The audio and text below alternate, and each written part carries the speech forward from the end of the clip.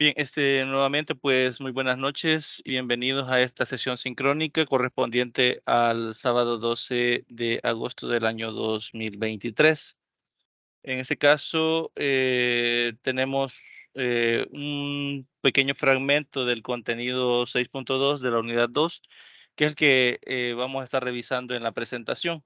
Antes de eso, quizás solo dar un pequeño vistazo a lo que es las indicaciones de la tarea del segundo avance que ya se encuentran por ahí en plataforma. No sé si tuvieron la oportunidad de revisarlas.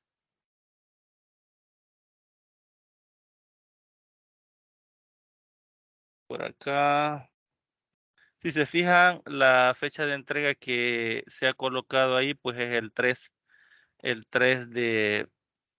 de septiembre, que es domingo. Mencionarles de que se ha dado ese margen tan amplio de tiempo porque es bastante lo que se va a trabajar. Ya en esta entrega, pues van a tener que estar anexando lo que son eh, los, los instrumentos para lo que es la recolección de información y todo el marco teórico y todo el marco metodológico. Por ahí, les voy a cargar un ejemplo de marco metodológico con todas las partes para que se puedan guiar si tienen alguna duda, ¿no? Para que lo tengan un poco más claro. De hecho, creo que en uno de los ejemplos de tesis que les cargué se aborda bastante bien esa parte. Pero si no, pues por acá está bastante detallado. En este caso, si se fijan, para este avance no se están solicitando las correcciones del primer avance. Yo esta semana voy a tratar de estarles enviando a cada uno, pues, las observaciones si las hay y les voy a cargar la nota. Voy un poco despacio porque voy leyendo eh, y pues viendo que tenga correlación lo que es el planteamiento del problema con la justificación y con todos los elementos que tenga correlación, ¿no? Entonces, me he estado tardando un poquito ahí, pero espero, me he programado pues ir sacando uno por día. Voy a tratar de estarlo subiendo en el momento que vaya calificándolo para que así pues vayan avanzando los que ya van siendo revisados, ¿no? En las observaciones. Les menciono esto porque aquí en este apartado no van a incluir la primera parte que ya entregaron. No se va a evaluar correcciones en este avance, solo sería la portada, que básicamente sería la misma que ya tienen, el marco teórico, en este caso pues organizado por temas y subtemas, resaltado pues en negrita, numerados, con sus respectivas citas, ¿no? Es decir, todos aquellos textos que ustedes utilicen para respaldar y contextualizar la problemática deben de estar debidamente citados bajo normativa APA y agregado esa referencia bibliográfica al final, ¿no? Siempre en norma APA, ¿no? Eso básicamente con respecto a lo que es el marco teórico. Ahora bien, si ustedes dentro del marco teórico utilizan alguna tabla, alguna imagen, hay que colocarle una descripción en la parte de abajo, por ejemplo, digamos figura 1 y qué contiene esa imagen que están agregando, si agregan alguna tabla, tabla 1, por ejemplo, tabla 2, dependiendo cuántas tablas utilicen, si van a colocar alguna información que está, eh, digamos, detallada en tablas, pues es bueno pues que coloquen esa descripción de qué contiene la tabla y lo numerando para que al final no nos cueste cuando hagamos el índice de imágenes y el índice de tablas, ¿no? Que también lo vamos a agregar en la entrega final. Entonces es bueno irlo organizando desde ya, ¿no? Si utilizan esos elementos, pues irlos organizando de forma correcta para que así más adelante no tengamos esas dificultades. Bien, tenemos también lo que es la formulación de hipótesis. Creo que ustedes ya han trabajado, ¿no? En metodología de la investigación, creo que es investigación en educación matemática 2, donde desarrollan lo que es una investigación cuantitativa. En este caso, el hecho de si lleva o no lleva hipótesis depende bastante de los objetivos y del alcance, ¿no? Es decir, si es un alcance de tipo explicativo, si es un alcance de tipo correlacional. Entonces, este tipo de alcances llevan hipótesis. Entonces, Bajo esa premisa, dependiendo del alcance que tenga su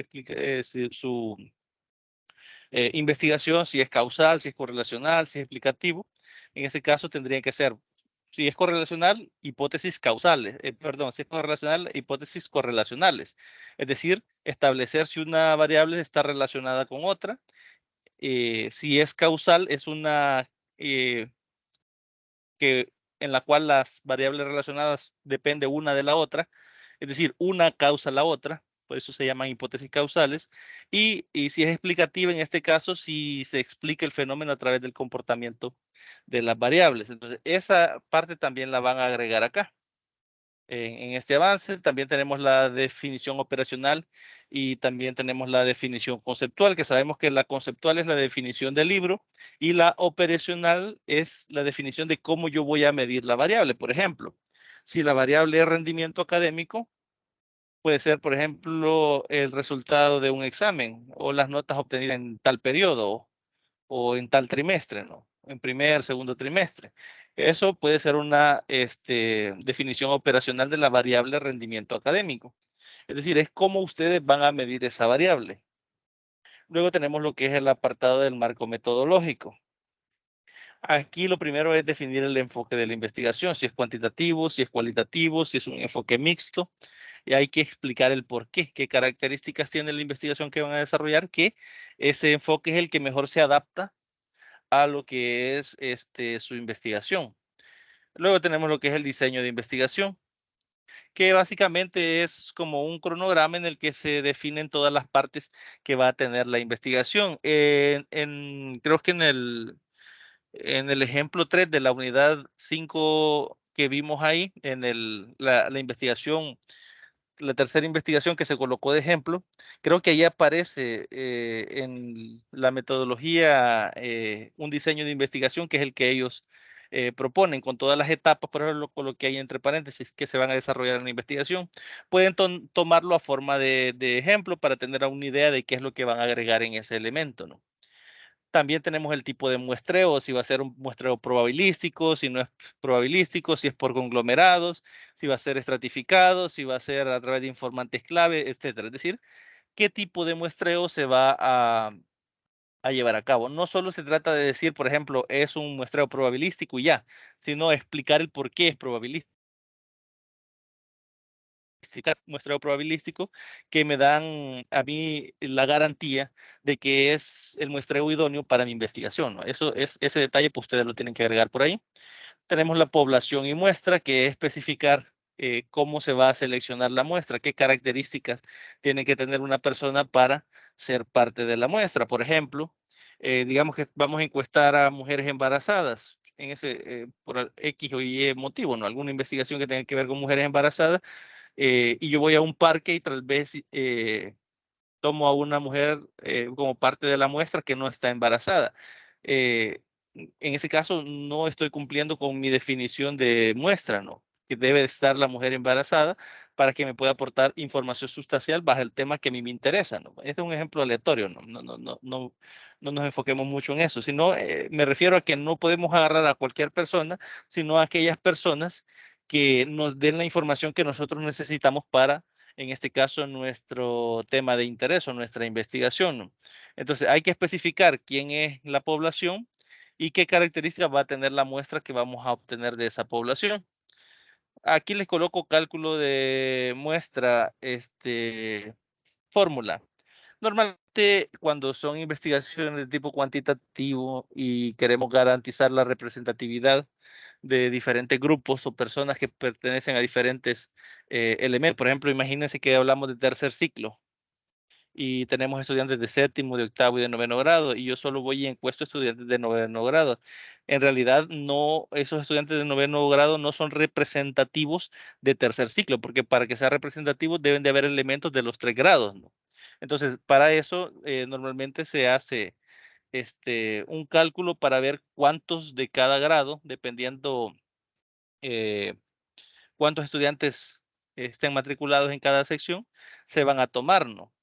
Y yo les coloco fórmula por ahí, ustedes pueden buscar, no sé si ya han utilizado la fórmula de Gabaldón, que es para poblaciones finitas. Ustedes van a trabajar con poblaciones finitas, entonces fórmula de aplicar, que pueden usar, dependiendo con el nivel de confianza, si fuera de 35%, un 29% o de 1, que son los más utilizados.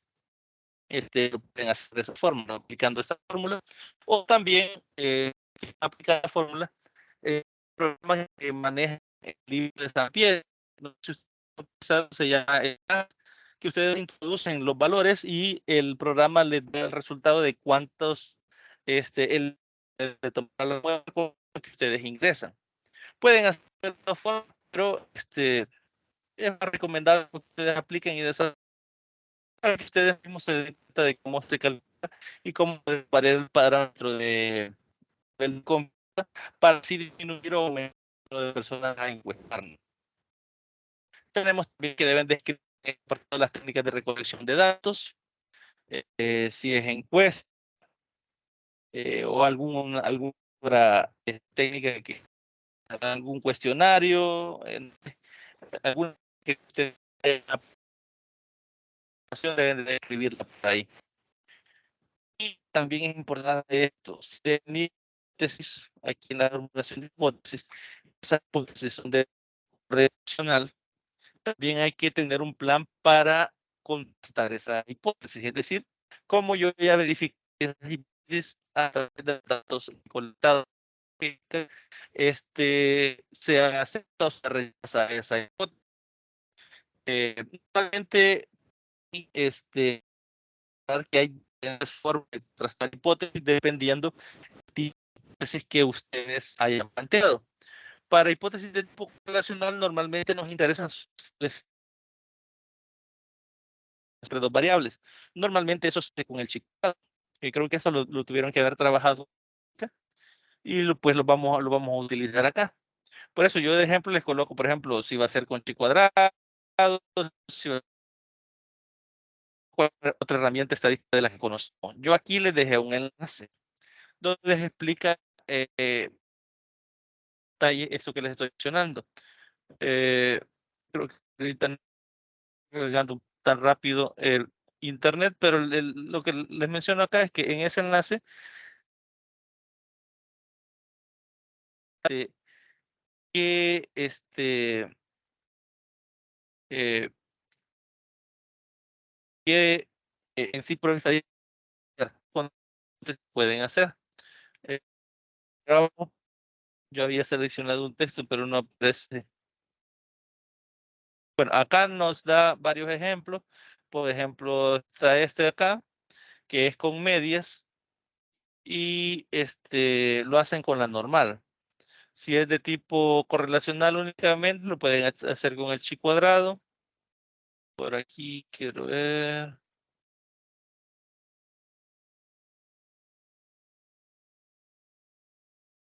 Por acá estaba. Acá los valores de confianza. Creo que esto ya en estadística ustedes lo trabajaron bastante, pero si no se acuerdan, aquí pueden ver la hipótesis nula, hipótesis alternativa, si lo van a hacer con algún cálculo de alguna medida y plantea diferencia de medias para saber si acepta o se rechaza. Aquí nos dice con qué probabilidad, por ejemplo, el nivel de confianza aquí es del 95% y se distribuyen los extremos del 5% restante, porque es 25 cada lado. Entonces, acá nos explica un poco más a detalle cómo contrastar hipótesis, dependiendo el tipo de hipótesis planteada, como les menciono, si es de tipo correlacional, normalmente lo que es chi cuadrado, si va a comparar media, utilizar la normal, también pueden utilizar la de student, entonces ya ahí pues creo que ya es más de aplicación, pueden detallar, o sea, no es que aquí en este apartado, en esta entrega, ni ustedes prueba, más bien que se solicita es que describan ustedes cómo van a desarrollar esa prueba de hipótesis. Por ejemplo, ustedes pueden detallar si se va a través de la chi cuadrada, utilizando tales y tales sonidos de los instrumentos, no sé. Ahí sería básicamente que ustedes describan, ¿no? Cómo lo van a hacer. siempre y cuando no en su investigación, dependiendo de sus alcances, se hayan formulado hipótesis. Si no se formularon hipótesis porque ustedes no tienen tipo de alcance, pues en este apartado y no hay objetivos, no iría esto, ¿no? Pero ya depende muy, eh, eh, muy versado de la investigación. Luego pues, tenemos las direcciones de forma, que son básicamente las mismas que teníamos. Para la entrega, pues siempre pedimos dos documentos en Word para verificar este formato. Y en PDF, pues las observaciones. Y la rubrica, y los criterios de evaluación, tenemos por ahí los cuánto tenemos en cuanto a los que se va a evaluar. Tenemos en la evaluación de hipótesis, también se va a evaluar lo que es la definición de las variables operacionales y definición actual y definición conceptual, pero operacional, pero también debe ir la definición conceptual, no hacer que no creo que en la investigación que les cargué, ahí está hecho para que ustedes vean un ejemplo de cómo se hace la definición operacional, todo, porque la conceptual es la definición del libro, ¿no? Usted busca, por ejemplo, definición de rendimiento de top, y esa se copia y pega ahí, entonces no hay mayor dificultad ahí. Es como usted la va a medir. El que es el marco teórico, ahí están todos los elementos, y les coloqué, ¿no? Que anexa a estos esto lo tendrían que anexar. Yo lo coloqué en marco teórico, pero debe ser al final del documento. No lo vayan a colocar dentro del marco teórico. Y la bibliografía y la referencia. Y lo que por acá, que para entrega se deben anexar los instrumentos de recolección de datos. Porque para la tercera entrega ya deben de haberse pasado esos instrumentos y haber realizado lo que es el análisis de datos.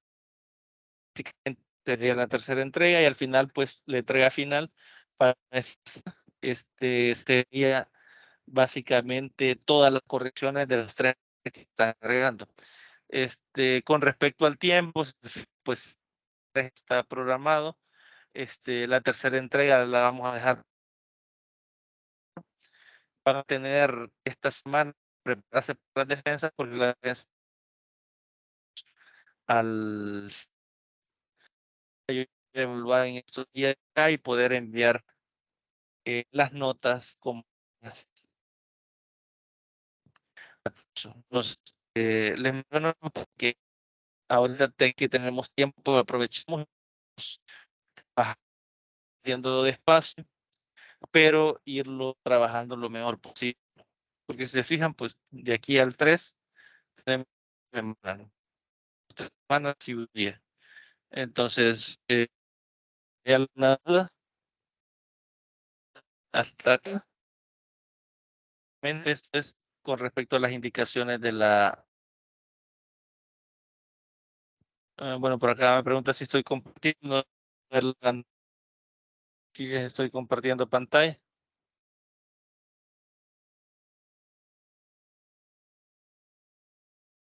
Licenciado, Me confirman, por favor. licenciado, disculpe. Sí, sí. Se ha estado interrumpiendo el audio. No sé si para mi caso o para todos.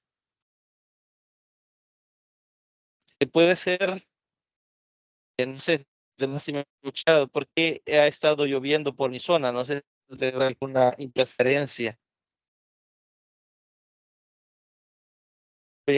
Dice, ¿sabe? Y todavía se escucha, sí. Sí, interrumpido, licenciado. Sí, en ese caso, no sé qué podríamos hacer, porque de hecho, Pero la grabación saldría así interrumpida. No. no, la Bueno. grabación queda bien, como la Pues bueno, no hay problema. ahí si hay alguna parte que no se comprende bien, al final la pueden revisar. Voy a tratar de cargar la grabación lo más para el grupo de WhatsApp.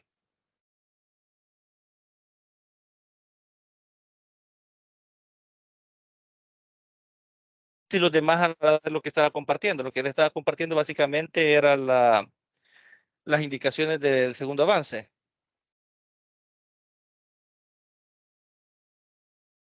Me dicen por acá que no sale presentación. Voy a intentar compartirles nuevamente. Me confirman, por favor, si les aparece por ahí.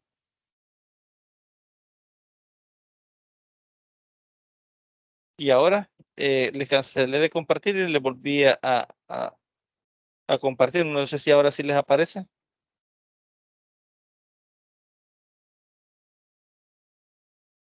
Aún no, licenciado. Habría que esperar, tal vez carga. No les, no les aparece ni cargando. No. Ok. Déjenme ver acá si puedo hacer algo. Voy a ver si me reconecto a la otra red, que tengo dos redes por acá. Voy a ver si...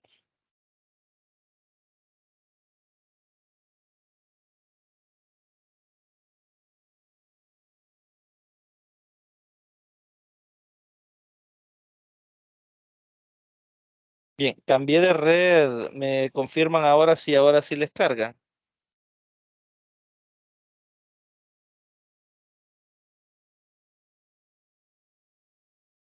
Sí, licenciado. Ahora sí. Bien. Sí. Bien, lo que les mencionaba de acá es esto de acá. Que básicamente lo que les estaba tratando de orientar era sobre todas las partes que va a tener lo que es el marco metodológico y que por aquí en ejemplos está alguna descripción de cómo se hace lo que es el contraste de hipótesis, por si no se acuerdan, pues yo sé que a veces lo vimos en estadística y pues ya pasaron algunos ciclos, creo que en algunos casos algunos años y a veces no nos acordamos, entonces tal vez leyéndolo por ahí se nos recuerda un poco, ¿no? Cómo hacerlo y así pues tenga más claridad sobre este apartado, que a veces es donde tenemos más dificultades. Por acá estaba la rúbrica, les decía que aquí yo les agregué en la evaluación, en el marco metodológico, lo que es el anexar los instrumentos de recolección de datos. Esos instrumentos van a ser evaluados dentro de este 25%, pero ese no lo agreguen en el marco metodológico, agréguenlo como anexos. Pongan por ahí un apartado de anexos y ahí agreguen los instrumentos para así tomárselos en cuenta dentro de la evaluación, porque es importante que para esta entrega ya los tengan listos para que los puedan utilizar ya para la parte del tercer y último avance, ¿no? Y al final, en la entrega final que les mencionaba por acá, con lo de los tiempos, que vaya, ahorita estamos en 12, esta entrega está para el 3 de septiembre. Si nos vamos al siguiente mes, se habilitaría la tercera entrega del tercer avance del 3, les decía el 24. En este caso solo tendríamos 3 semanas para que podamos pasar esos instrumentos y realizar pues la respectiva tabulación de la información, la respectiva prueba de hipótesis en el caso que hayan hipótesis. Y al entregar en esta fecha de acá, las correcciones, ustedes tendrían que entregarlas en esta semana de acá. Yo voy a tratar de calificarles, va a quedar para el 24, pero de calificarles en estos 3 días para que ustedes puedan agregar del tercer avance las correcciones para acá y el entrega final estaría para esta semana. Ya solo sería, ya no trabajarían más, sino que solo sería agregar las correcciones de los avances 1, 2 y 3. Que en la que me tardaría más es el que entregarían 24, que estaría sacando en esos 3 días para que así pues entreguen esas correcciones y las defensas serían en la semana del 2 al 6. No sé si tienen dificultades para que sea entre semana, porque el problema es que yo necesito enviar las notas a más tardar el 9, el 10. Bueno, 9 creo que me dijeron. Entonces, mi idea es que las desarrollemos acá en esta semana, puede ser en un día, si ustedes tienen tiempo, o en 2 días, dependiendo cómo ustedes lo consideren ahí. Pero la idea es que se vayan planteando que esas defensas van a estar en esta semana, en la semana del 2 al 6. No quiere decir que lo vamos a tener todos los días, ahí va a depender del tiempo. Voy a organizar con respecto a los grupos el tiempo que se va a tomar para cada defensa y en base a eso, pues nos vamos a tomar eh, algunos de estos días, ¿no? En los cuales pues nos vamos a estar conectando. Siempre puede ser en la noche porque yo sé que la mayoría de ustedes trabajan, pero dependiendo cuánto tiempo nos tomemos con cada trabajo, probablemente sea más de 2 días. Mi idea era 2 días, tal vez 2 horas cada día, 4 horas, creo que a 1 hora por equipo. No salimos. Quizás serían 3 días, para que ustedes ya lo vayan teniendo en mente, porque así está organizado ahorita. Para el 3 tenemos segundo avance, estaríamos para el 24 con el tercer avance y las correcciones pues en esta semana. Y la defensa sería la siguiente, para que me quede ahí ese margen a mí de esos 3 días para poder evaluar y enviar las notas completas.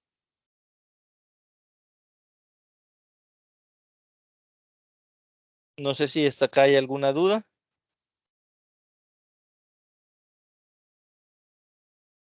Solo si entendí bien, licenciado, los primeros días o la primera semana de octubre serían las defensas.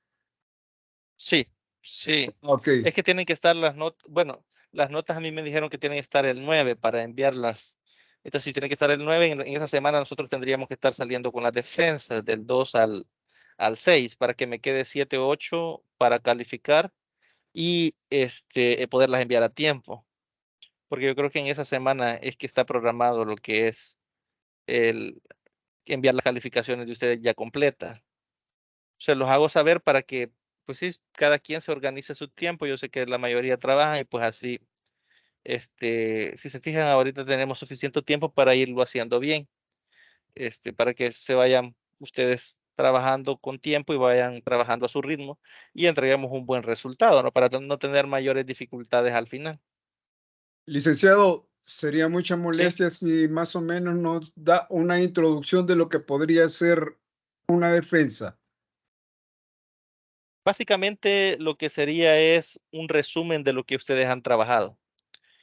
No vamos a exponer todo el trabajo, ustedes van a A exponer, través por de ejemplo, preguntas, a través de no, no, preguntas no, o nosotros, no, pueden hacer una presentación. Yo les voy a dar un tiempo, por ejemplo, 45 minutos. Voy a ver cómo salimos organizados ahí. Y ustedes, pues, si han trabajado individual, arman una pequeña presentación que abarque ese tiempo, eh, donde ustedes van a detallar cuál era el tema, cuál era la pregunta de investigación, cuál era el objetivo, qué relación tenía o qué problemática se estaba dando que facultaba la necesidad de realizar esa investigación, a quiénes va a beneficiar, qué se conocía del problema, que es el marco teórico, de qué forma se planteó abordar la problemática para poder ser investigada, en este caso sería la metodología, y al final le exponen los resultados. Y básicamente eso sería.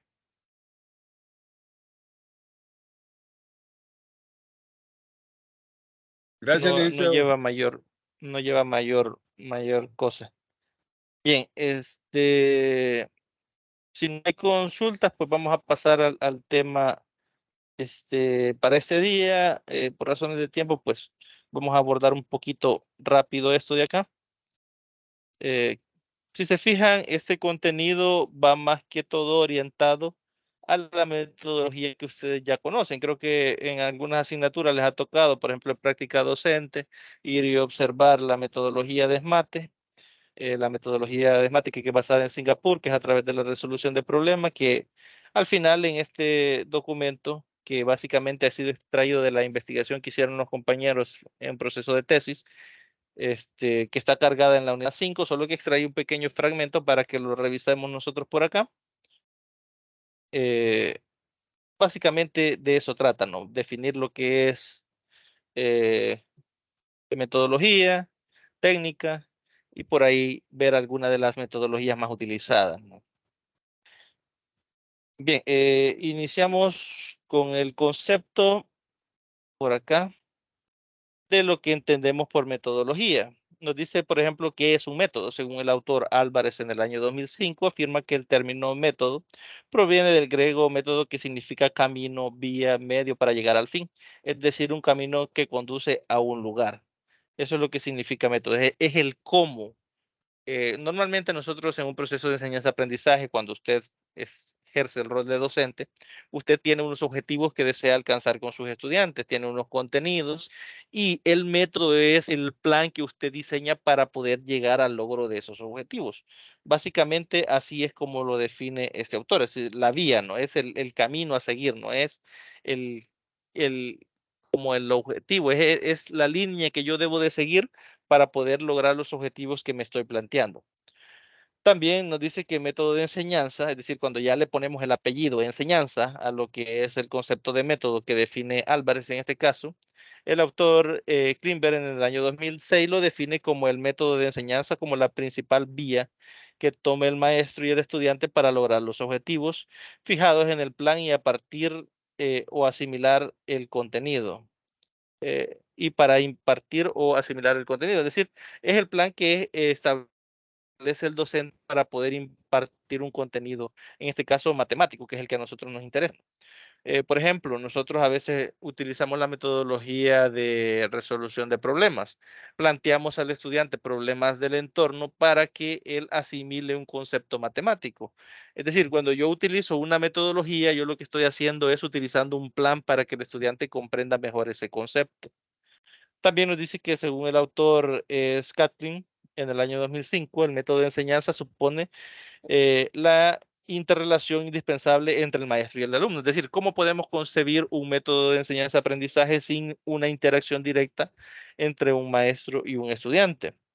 Durante este proceso se organizan las actividades del estudiante sobre el objetivo de estudio y como resultado de esta actividad se produce el proceso de asimilación o de comprensión de los contenidos matemáticos. Si nos fijamos en estas dos definiciones, nos dice que presentan el mismo método para la consecuencia de las actividades dirigidas a lograr los objetivos de enseñanza. Es decir, si ustedes se ponen a pensar al final de todo esto, lo que un docente quiere es que el estudiante comprenda los conceptos, ¿no? Que el estudiante asimile esos conceptos y sea capaz de aplicarlo. Entonces, ambas definiciones van orientadas a aquellas actividades que el docente debe de planificar para que el estudiante las siga y que éste, a través de estas actividades, pueda llegar a la asimilación de ese contenido. Van orientadas ambas. Luego definimos lo que es estrategia de enseñanza-aprendizaje.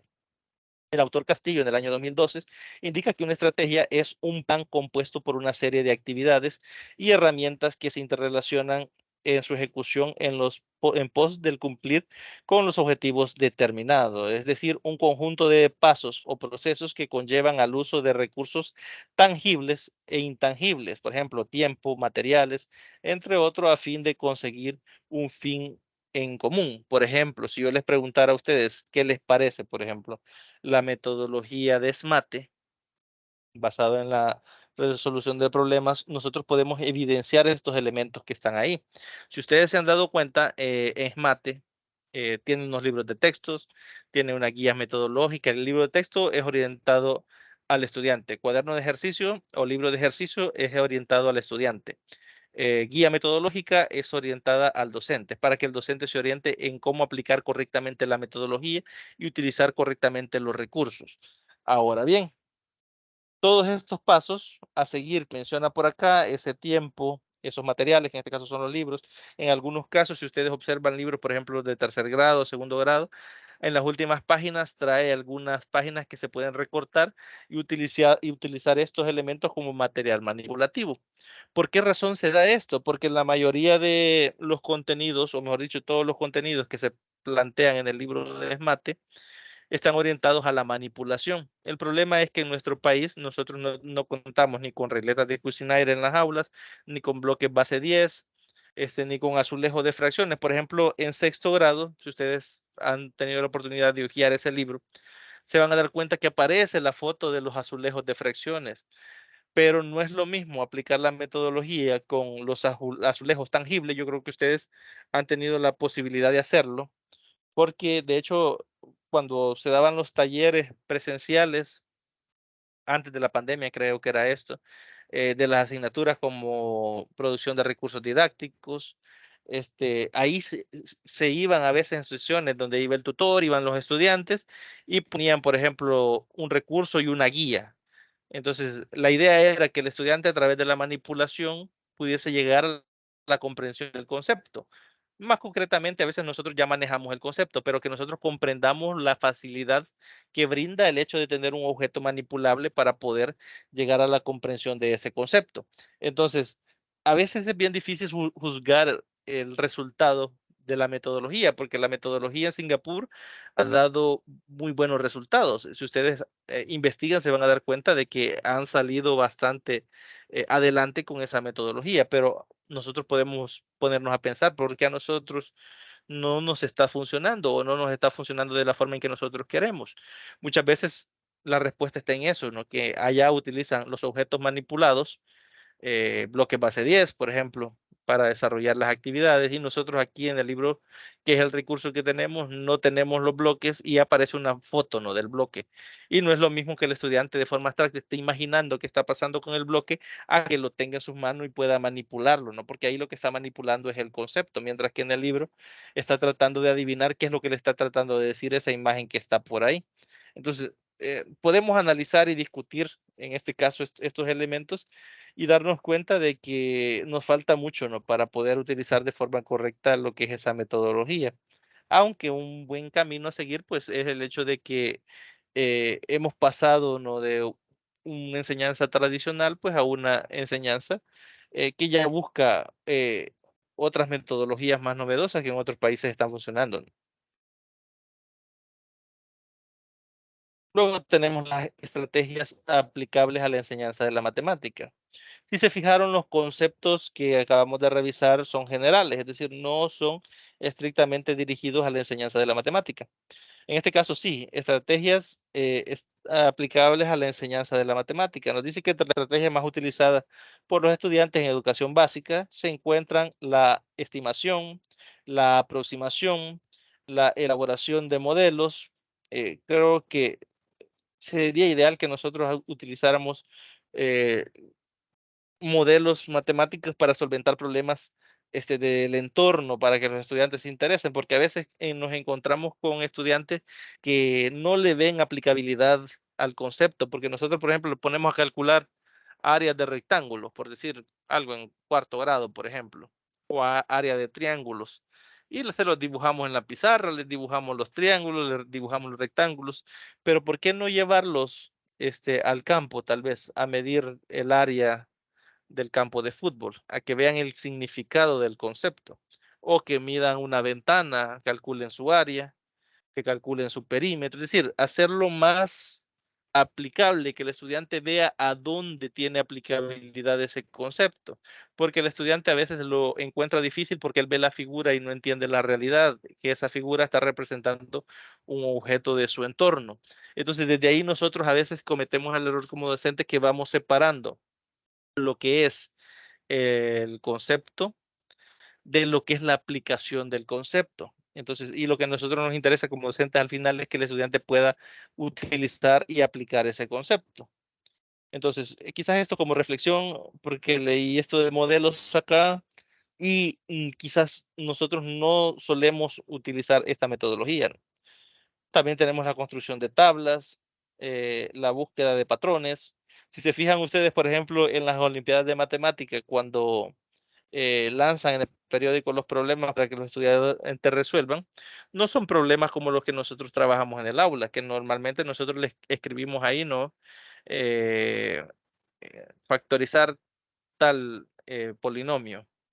Y a veces los problemas que están planteados allá es para que el estudiante piense en una solución, piense qué conceptos puede aplicar. Entonces salen de lo cotidiano, aparecen patrones para que el estudiante pueda analizar esos patrones.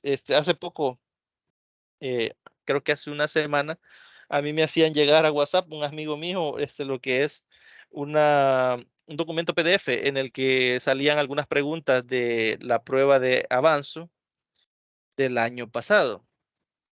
y aparecía un ejercicio de patrones que aparecían formando un pentágono y se iban agregando y querían saber en la imagen 6 cuántas chibolitas iba a tener. Y a veces nosotros esos tipos de problemas no los tratamos con los estudiantes en el aula.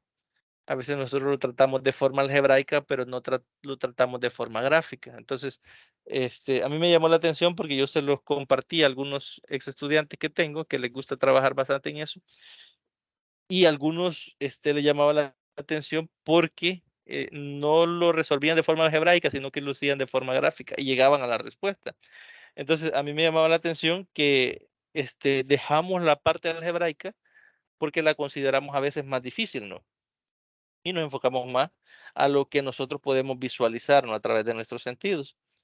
También dice la simplificación de tareas difíciles, la comprobación y el establecimiento de conjeturas, etcétera, ¿no? Estas metodologías más utilizadas en la enseñanza del álgebra o de matemática, pues a veces nosotros como docentes también la dejamos de lado. Nosotros a veces nos enfocamos en la resolución o en la aplicación de algoritmos o en la memorización, ¿no? Por acá nos dice que es muy importante lograr que la comunidad educativa entienda que la matemática es agradable si su enseñanza se imparte mediante una adecuada orientación que implique una permanente interacción entre el maestro y sus estudiantes, de modo que sean capaces a través de la exploración. Esto es importante que lo tengan presente, que la exploración siempre va buscando que el estudiante sea el que manipule, ¿no? El concepto hasta lograr comprenderlo a totalidad, ¿no? De la abstracción, de las clasificaciones, mediaciones y estimaciones pueda llegar a resultados que le permitan comunicarse, hacer interpretaciones y representaciones. Al final, nosotros lo que buscamos es que el estudiante pueda aplicar los conceptos matemáticos, ¿no? A veces es quizás un tanto injusto el papel del docente que en matemática concretamente, que a nosotros nos toca prácticamente obligar a los estudiantes a que aprendan matemática.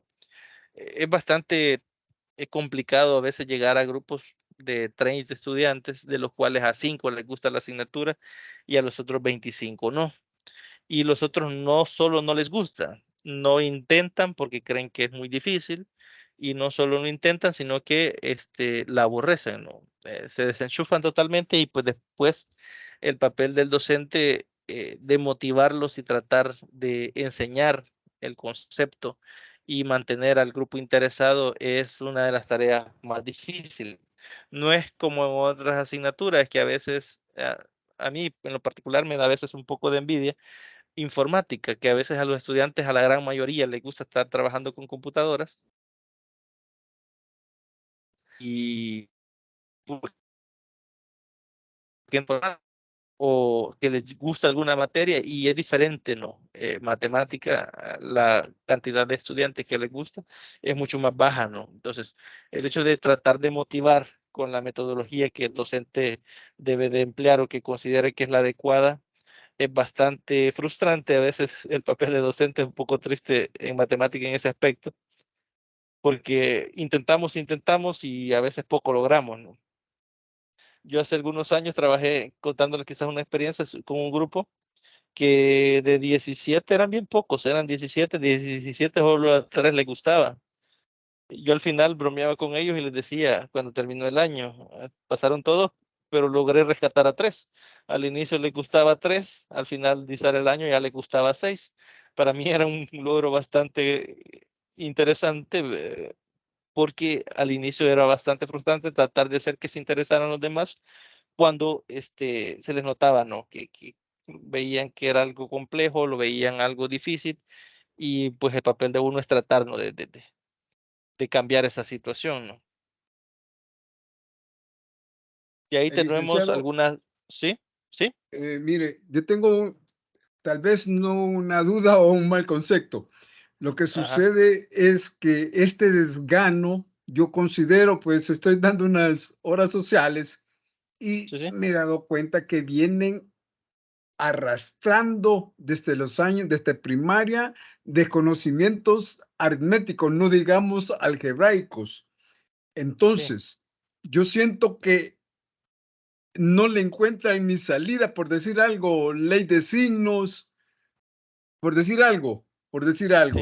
entonces ellos se bloquean y hasta ahí nomás y empiezan a terminar de aborrecerla. Entonces, ¿qué Sí. usar o qué tipo de estrategia usar con toda esta gente que viene arrastrando todos esos desconocimientos, licenciado? Fíjese que yo lo que he notado es que a ellos les gusta sentir que logran hacer algo. Yo, por ejemplo, tuve una experiencia el año pasado, me tocó estar trabajando un par de meses con noveno grado y me di cuenta de que no conocían conceptos, como dice usted, básicos, a veces raíz cuadrada, raíz cúbica, aparecían esos símbolos y ellos no sabían qué era. Yo sabía que no podía darles el contenido tal cual aparecía en el libro porque las bases no las tenían. Entonces yo lo que hice fue apartar tiempo libre y convocarlos, ¿no? Que llegaran y ponerlos a que vieran las propiedades básicas, ¿Un el refuerzo? concepto, ajá, como refuerzo, pero no les dije que era refuerzo, porque a veces ellos se sienten mal, porque si uno les dice, esto ya lo tendría que saber, porque a veces son comentarios que de la misma frustración del docente a veces se salen, de esto lo tuvieron que haber visto en séptimo grado. Y entonces uno comienza a dar lo básico del concepto y ellos sienten que lo entienden. Entonces ya no tienen aquella frustración ellos de estar chocando contra el mismo muro porque no comprenden el concepto. Obviamente se pierde bastante tiempo en eso porque no tendría que ser así. Pero la realidad de nuestro país es que en bastantes escuelas está sucediendo esto, de que producto de la pandemia inclusive, hay niños que Pero, llegan a licenciado, séptimo, octavo disculpe, grado, ¿sí? esto es solo en las escuelas del Estado o también en los privados? Fíjese que el dato en privado yo no lo tengo mucho porque no he trabajado en privado, ni tengo muchos conocidos en privado, pero yo asumo que es general, porque lo que pasa a veces en los colegios, que ahí lo que les interesa es que el estudiante pague, ¿no? A veces hacemos de todo un negocio y en nuestro país, en nuestra cultura se hace negocio de todo. Entonces, a veces sucede, no todos los colegios, no hay colegios muy buenos que exigen, pero yo creo que la gran mayoría de estudiantes a raíz de la pandemia, cuando se dio esto de las clases virtuales, que al final no se dieron clases virtuales, sino que se dio un intensivo envío de PDFs que los estudiantes no leían, que buscaban las soluciones en Google y las enviaban y al final pues todos esos conceptos están perdidos. En matemática, eso ha sido un vacío bastante grande que ha costado y va a seguir costando bastantes años después poderlo tapar, porque si ya veníamos con problemas desde antes, después de eso, pues, es un problema bastante amplio. Yo me he encontrado con estudiantes que están en séptimo grado, octavo grado y no saben leer bien y no tienen a veces comprensión lectora y ustedes saben que a veces en matemática comprender una definición, aún leyendo bien, cuesta, ya no digamos con problemas o dificultades de lectura y de comprensión lectora.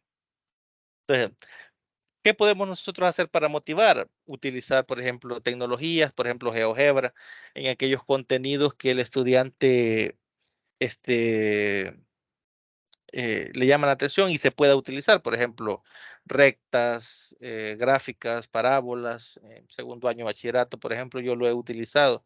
Cuando me ha tocado trabajar, a ellos les gusta que no estarlo dibujando ellos, sino que hacen el proceso algebraico e introducen, este, por ejemplo, a veces problemas de condiciones iniciales, una parábola que tenga vértice tal, y su foco esté ubicado a tales coordenadas. Entonces, al estudiante a veces, al resolverlo, ingresarlo en GeoGebra y ver que cumple con las especificaciones que uno les dio, les llama la atención. Pero, repito, es un porcentaje bastante bajo el que se termina interesante. En mi caso, yo les decía, tuve 17, de los 17, cuando yo comencé a trabajar con el grupo, a 3 les gustaba, a los demás no, todos eran bien apáticos. Al final del año tenía otros 3 que ya les gustaban, no tal vez como los primeros 3, pero que ya hacían el intento. Ya para eso a mí pues ya era un logro bastante, pareciera broma, pero para mí era un logro bastante bueno. Pues había rescatado, decía yo, en mis adentros, no, pues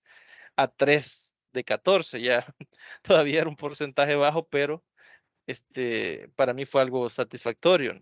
Entonces, a veces la metodología a utilizar, Por ejemplo, veíamos, no sé si recuerdan, en una de las sesiones anteriores, incluso los problemas redactados en los libros a veces no tienen nada que ver con el entorno del estudiante. Y eso hace que los estudiantes pierdan aún más el interés. A ellos les gustaría que todos los problemas que se utilicen en la clase, ellos puedan ver la aplicabilidad que tiene directamente en su entorno. Entonces, así pudiésemos motivar también el hecho de que quieran aprender matemática, ¿no? Álgebra más concretamente, ¿no? Pero sí, si nos vamos a la realidad de nuestro país, tenemos un gran desafío. O sea, todos, ¿no? Todos los que hemos decidido meternos a esta aventura, ¿no? De tratar de enseñar matemática, tenemos ese reto, ¿no? Que siempre va a existir que el porcentaje más grande de estudiantes no van a querer. Usted dice que ha estado en horas sociales. Si usted ha estado dando horas sociales, ha estado trabajando en matemáticas, se habrá dado cuenta. Cuente cuántos estudiantes de los que están ahí les gusta y lo intentan, y cuente cuántos estudiantes ni lo intentan. Hay estudiantes que se dedican a copiar únicamente lo que está en la pizarra y a copiar lo que el compañero tiene a la par. Yo tuve un grupo que yo les decía, no copien, intenten, y nunca intentaron. O sea, se conformaban ellos con copiar la clase que estaba ahí, porque a la hora de revisión de cuaderno iba a tener todas las lecciones, iba a tener una nota más o menos, aunque no tuviera los ejercicios, o incluso a veces se dedicaban a copiar los ejercicios para tener la clase completa. A veces uno dejaba las tareas y pues también andaban buscando a los que podían, inclusive algunos en Facebook buscando en páginas, pagando porque les hagan los ejercicios. Entonces tenemos un montón de cuestiones ahí por cultura que este, son malas. Por ejemplo, nosotros decimos el salvadoreño es vivo, pero a la larga, si yo voy y busco hacer trampa en algo, a la larga quien le estoy haciendo daño es a mí mismo, ¿no? Pero el estudiante eso no lo comprende, lo que busca es una nota para probar, y a veces tienen hasta razón porque no van a estudiar carreras o no les gustan carreras que tengan que ver con números. Tal vez quieren ser psicólogos, veterinarios o algo que no tenga que ver con números, ¿no? Entonces, a veces pasa, ¿no? Por los cuestión de las inteligencias múltiples, que hay estudiantes que consideran difíciles porque sus aptitudes están inclinadas hacia otros intereses, ¿no? O sus facultades están orientados a otro tipo de inteligencia, ¿no? Todo eso, nosotros pues como docentes tenemos que tratar de lidiar con ello. Bien, por acá tenemos lo que son las nuevas metodologías, que básicamente son las que ya hemos estado hablando. Por ejemplo, tenemos el método Montessori, que nos dice que no es un método global, es un método global, no solo se reduce a aplicarlo en matemáticas, se basa en el objetivo principal de despertar el interés por el alumno o del alumno, al contrario que el método de la metodología denominada tradicional, ¿no? En la cual se centraba el papel del docente como el único que poseía información y el estudiante era un mero receptor. En este caso, en el método de Montessori, nos dice que el alumno tiene un papel más pasivo. eh, el alumno es completamente activo, más pasivo en el tradicional, ¿no? En el Montessori es más activo, el papel que juega el estudiante, más involucrado en su aprendizaje. En ese caso, él valida ese conocimiento, gestiona su conocimiento y así como él de la forma equilibrada organiza las horas dedicadas a la materia, ¿no? Aquí el estudiante pues decide cuándo aprender, en qué espacio aprender. Sabemos nosotros pues que con estos recursos, por ejemplo, los libros de texto de SMAT en nuestro país, lo ideal sería que el estudiante apartara en su casa un 20 minutos y se pusiera a resolver los problemas del cuaderno de ejercicios. Una de las críticas más grandes que se hace a esta metodología de SMAT en nuestro país es que, según la metodología, el estudiante debe contar con 20 minutos en los cuales en la clase, no estamos hablando en el centro escolar, es aprendizaje activo. El estudiante pues con la guía del profesor, llega a la solución de los problemas planteados en el apartado inicial, de los ejemplos, y desarrolla los ejercicios. Bajo esta metodología, el estudiante debería de apartar en su casa 20 o 30 minutos para esa misma lección resolver los problemas que están planteados en el cuaderno de ejercicios. Pero si nosotros hacemos una verificación en cualquier centro escolar de nuestro país y se van a revisar todos esos cuadernos de ejercicios, se van a dar cuenta que de 100 estudiantes, tal vez 2 o 3 trabajan algunas lecciones, no todas, trabajan algún uno o dos ejercicios que tal vez les llamaron la atención. Aquellos estudiantes que son aplicados los trabajan, pero la gran mayoría de estudiantes ese libro no lo utilizan. Lo utilizan solo cuando el docente se los pide. Les dice, les voy a revisar de la lección tal a la lección tal los ejercicios del libro de ejercicios. Entonces se van y buscan a ver quién se los resuelve, los copian y al final la metodología es buena porque la metodología busca que el estudiante refuerce el contenido que vio ese día en su clase, en la hora que él tenga en su casa, en el momento que él se sienta más relajado, que él disponga. La idea es esa, pero al final, por lo mismo que mencionaba a veces que la mala cultura del salvadoreño, nosotros, los estudiantes no hacen eso. Los estudiantes, ese libro a veces hasta lo pierden.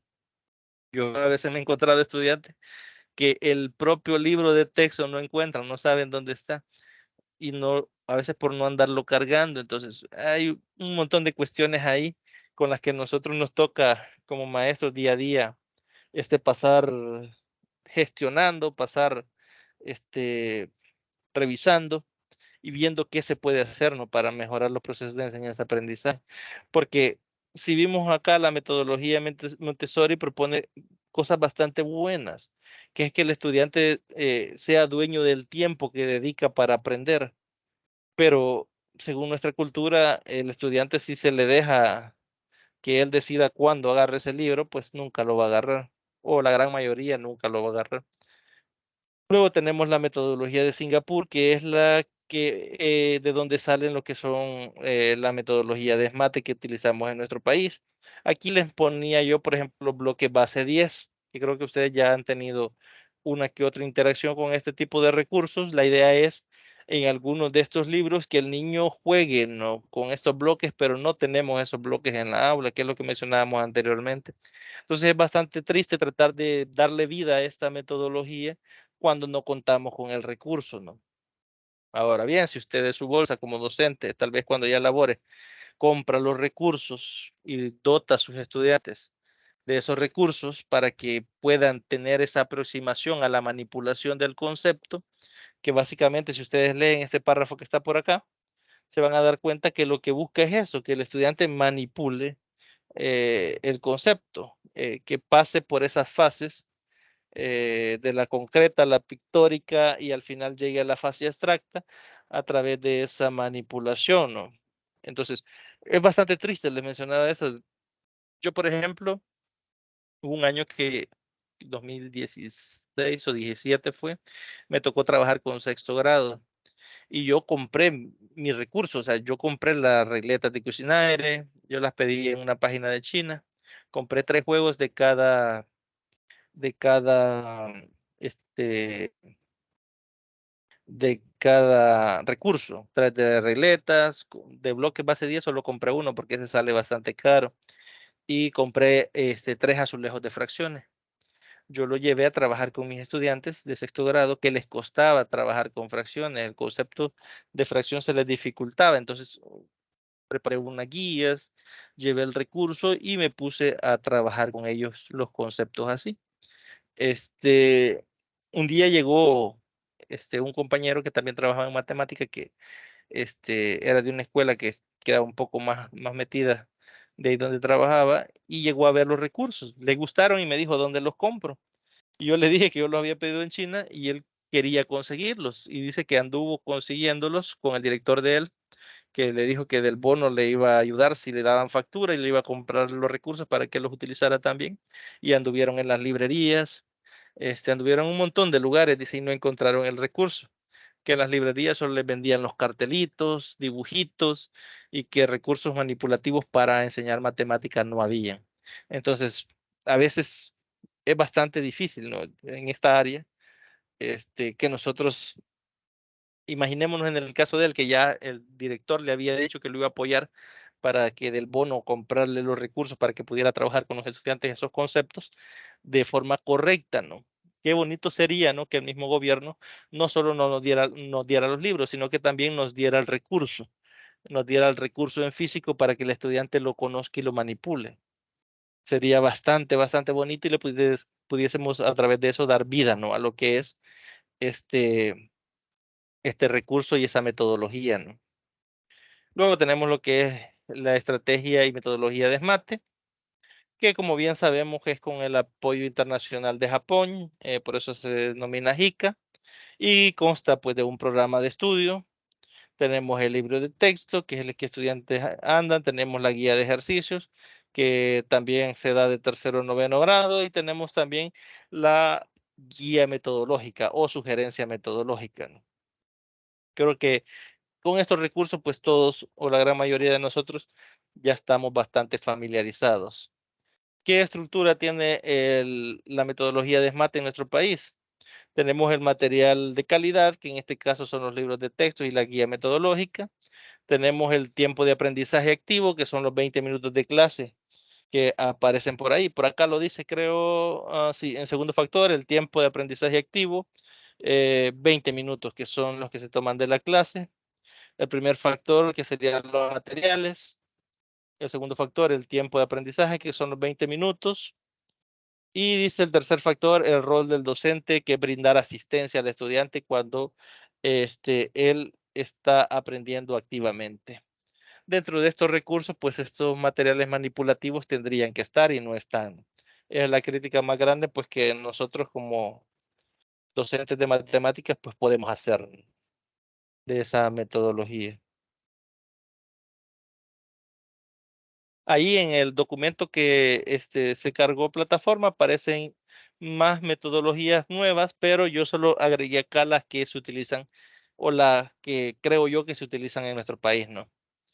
Luego tenemos recursos para la enseñanza del álgebra. En este caso tenemos los recursos de las tecnologías de información y comunicación, que son las TICs. También tenemos la propuesta del juego como un recurso. En este caso, para que el estudiante reflexione sobre la aplicación que a veces tienen los conceptos matemáticos.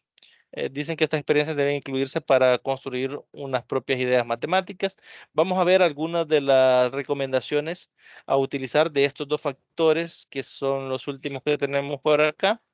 Por ejemplo, para los recursos de las TIC tenemos GeoGebra, que creo que ya todos lo conocemos, no es necesario que hablemos mucho al respecto. Tenemos Graph, que es la herramienta para dibujar todo tipo de gráficas matemáticas en planos de eje coordenado XY.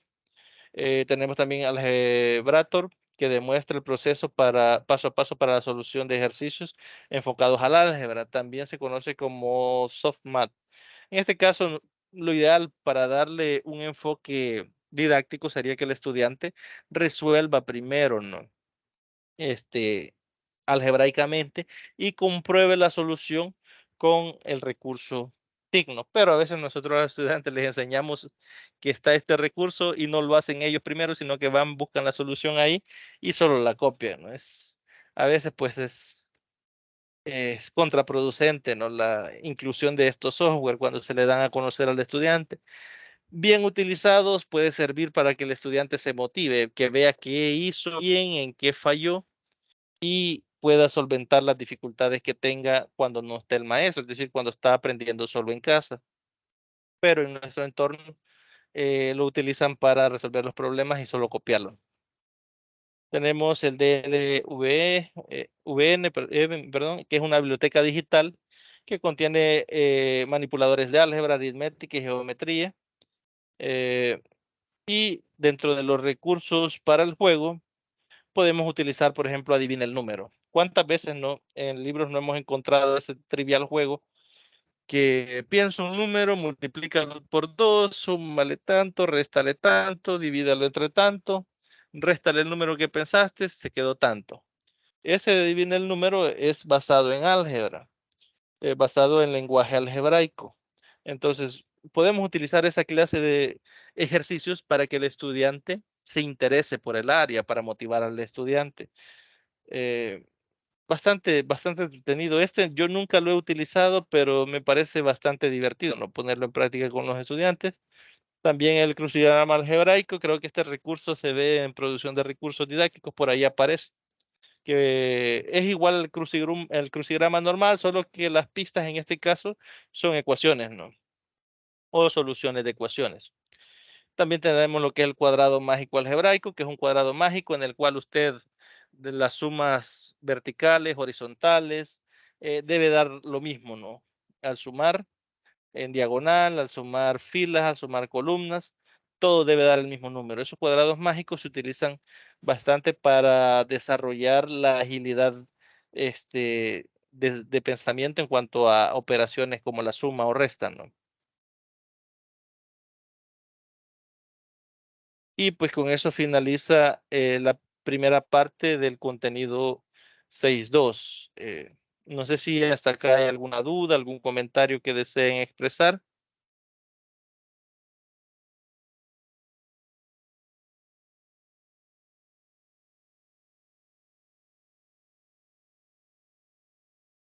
¿Alguna pregunta que tengan? ¿Alguna inquietud?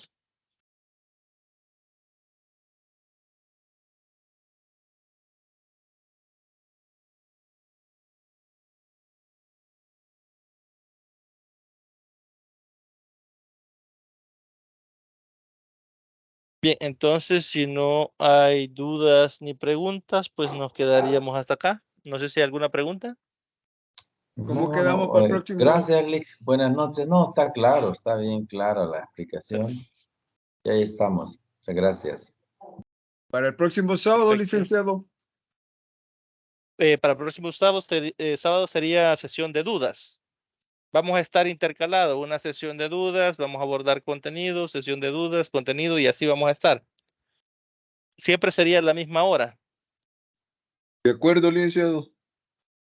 Ok, voy a tratar, como les menciono, de irles enviando las observaciones esta semana. Voy a tratar de estar calificando al menos uno diario y si tienen suerte, pues tal vez de aquí al viernes de la otra semana ya les he enviado el suyo para si hay alguna duda con respecto a las observaciones, la podamos abordar el día sábado. Genial, Lee. Ahí estamos. Genial. Perfecto. Bien, entonces nos quedamos hasta acá. Muchas gracias por la asistencia. Le repito, no cualquier duda, cualquier consulta, pues estamos ahí a la orden a través de los diferentes medios. Tenemos mensajería de plataforma, tenemos foro de dudas, tenemos correo institucional y también tenemos por ahí el grupo de WhatsApp. Mencionarles que las observaciones del PDF se las voy a hacer llegar a través del correo electrónico. Así que estén pendientes ahí del correo. Y si van en parejas, quizás solo se la voy a enviar a uno para que ese la comparta al otro. Y pues cualquier duda, estoy ahí a la orden. Buenas noches y feliz fin de semana. Muchas gracias, licenciado. Buenas noches.